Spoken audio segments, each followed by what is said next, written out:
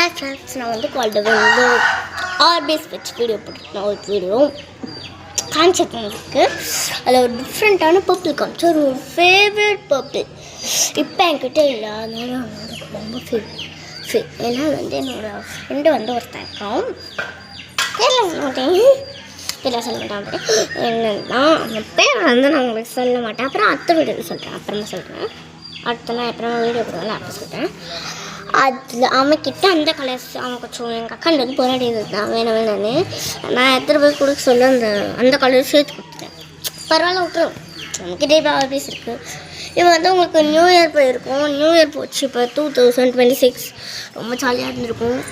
எல்லோரும் கேக்கெலாம் வச்சுருப்பீங்க. நிறைய பேர் பட்டாசுலாம் வச்சுருப்பீங்க. நிறைய பேர் என்னென்ன செய்வீங்க.